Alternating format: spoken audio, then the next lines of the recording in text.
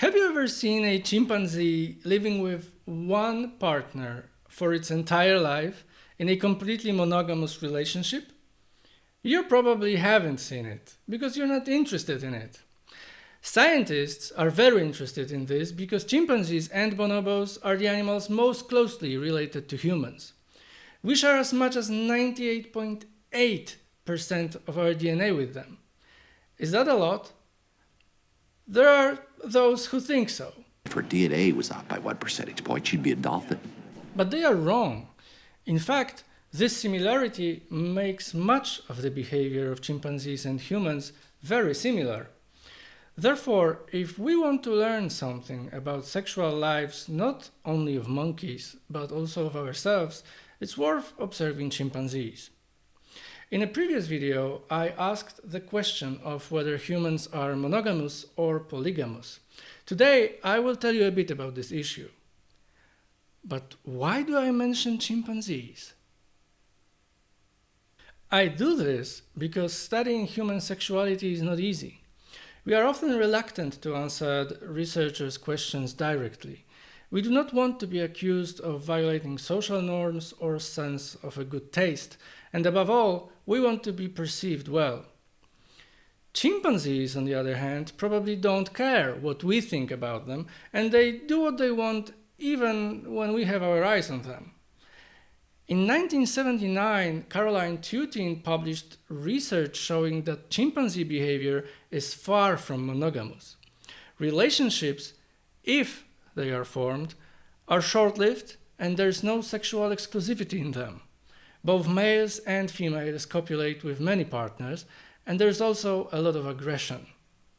Males compete with each other for a dominant position in order to gain access to more females. They also sometimes kill offspring that are not their own. Generally, their sex is full of nerves and tension. Interestingly, in the same year that the mentioned article appeared, Sony introduced the Walkman and Philips presented the compact disc.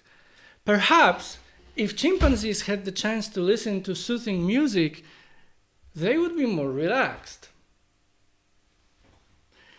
Now, bonobos are better at resolving stressful situations. Their approach is completely different. Whenever a crisis situation arises, I'm Winston Wolfe. I solve problems. Good, we got one. no, they don't call him Mr. Wolf. They start having sex, obviously, Men and women need sex to live together. It solves all disputes. which immediately reduces the tension. Because sex has a social function and is used to resolve conflicts, build bonds, and maintain harmony in the group. In bonobos, unlike chimpanzees, females are in command and have a dominant position over males who are stronger, but females always act as a group against a male who behaves inappropriately. You know, after over 10 years of work as a psychologist specializing in sexuality, I must say that if men listened to their partners a little more in bed, their sexual lives would be calmer and more relaxed, and they would have fewer sexual dysfunctions. But maybe more about that another time.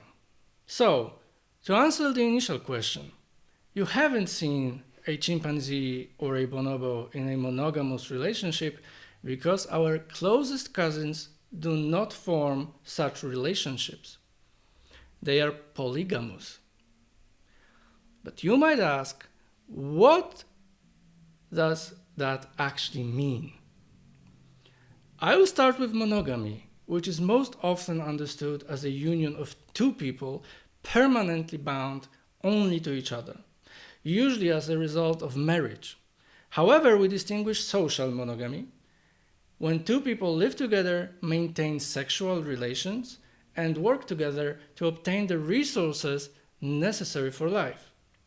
We also distinguish sexual monogamy when two people have exclusive sex with each other, and genetic monogamy when two people have offspring only with each other. At the opposite extreme is polygamy, which is a relationship between one person and more than one partner. We distinguish here polygyny, a relationship between a man and several women, and polyandry, a relationship between a woman and several men.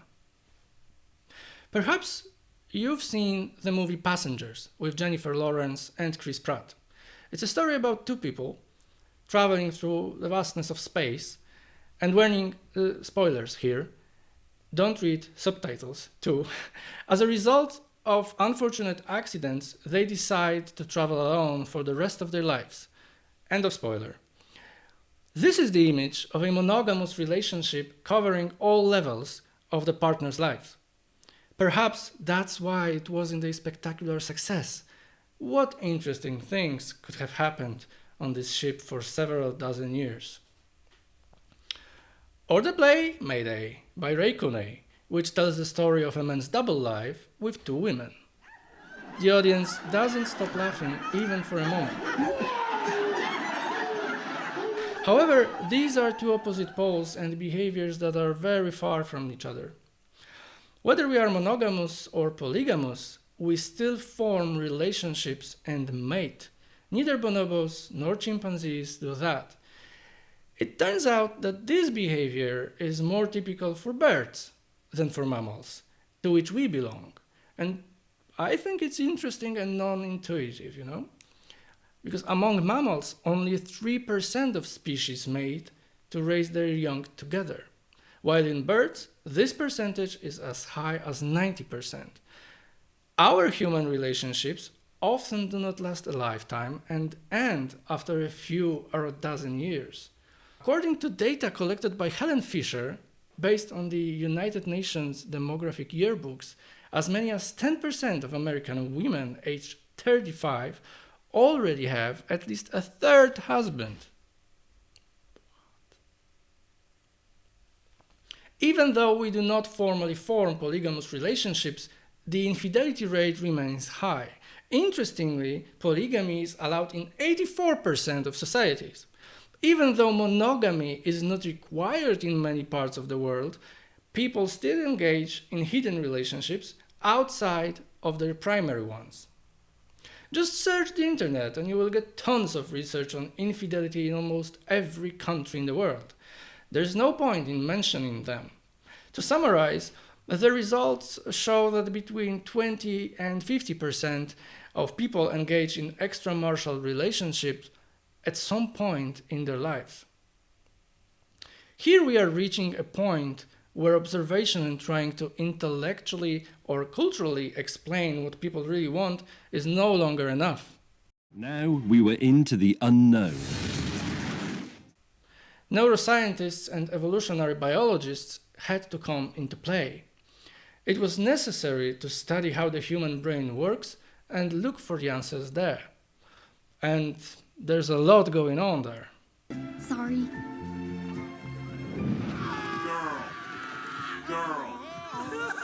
You've probably heard of dopamine, testosterone, vasopressin, and oxytocin. All of these substances have an impact on sexuality, and each of them drives a different system of action.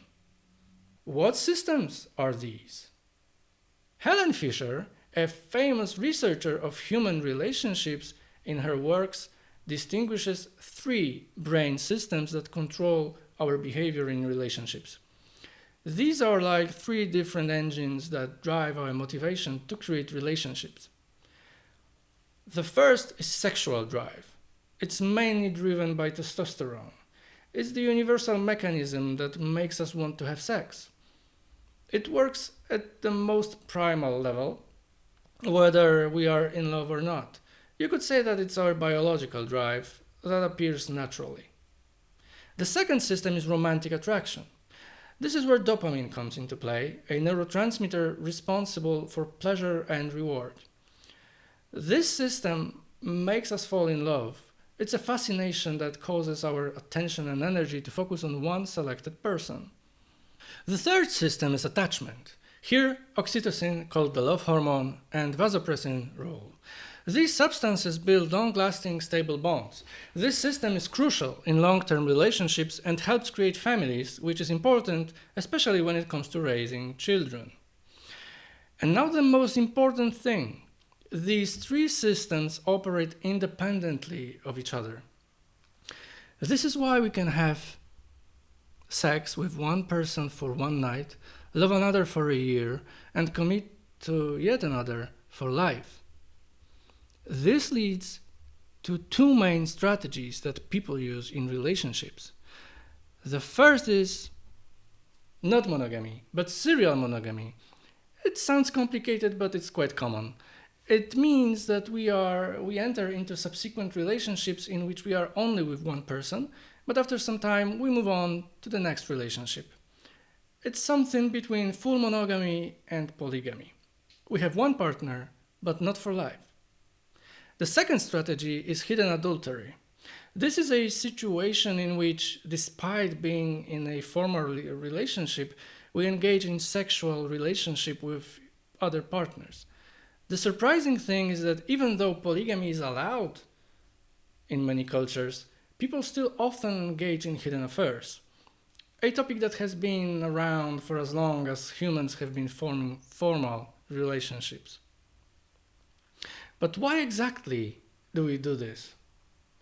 The explanation can be found in evolution.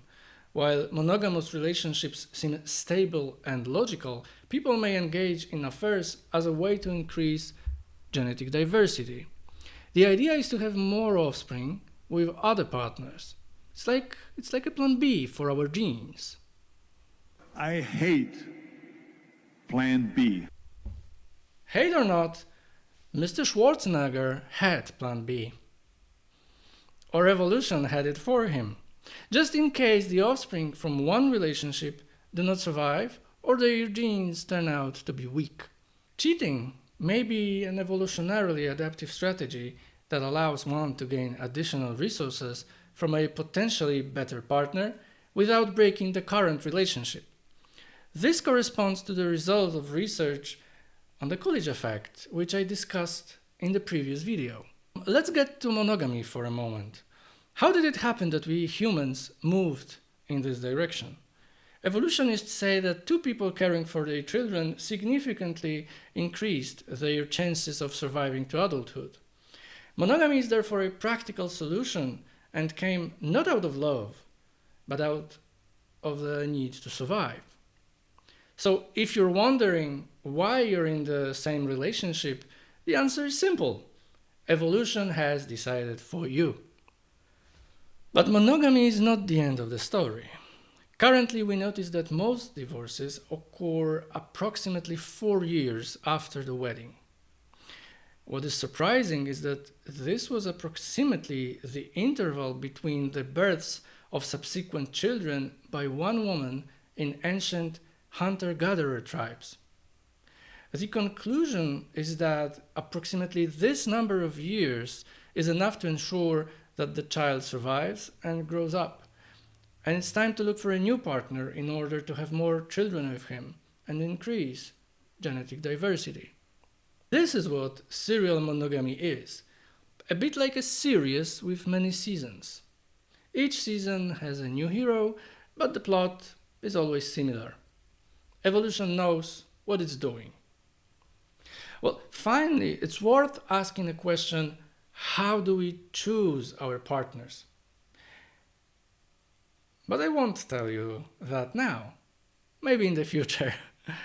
Now, in summary, our relationships are much more complicated than the simple choice of monogamy or polygamy.